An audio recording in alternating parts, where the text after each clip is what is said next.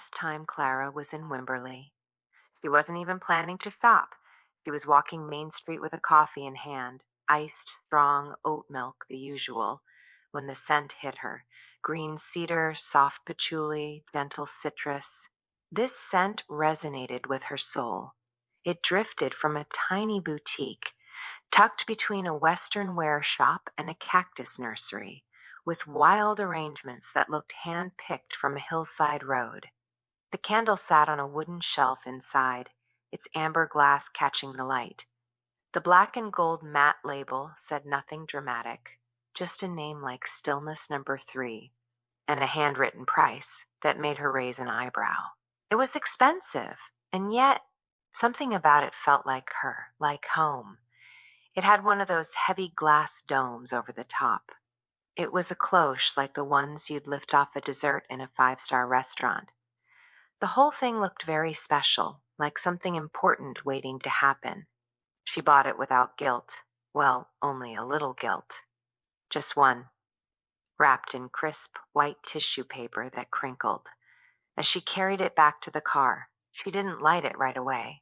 It sat in her kitchen for 2 weeks, next to her Texas olive oil, and her stack of notebooks, full of half-finished thoughts in the first few pages. She kept telling herself she was saving it for the right moment.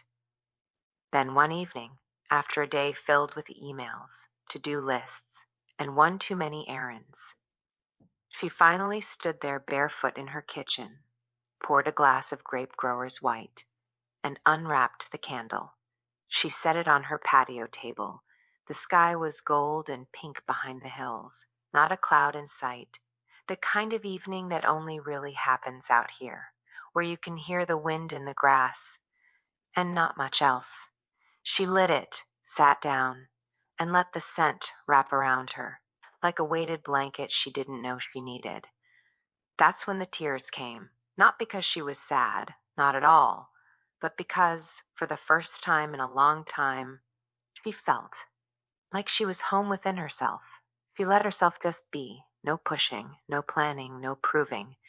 And then a thought landed, not loud, not forced, just a clear, calm voice inside that said, "This is the life you were trying so hard to earn, the life you saw for yourself one day, the one you dreamt about.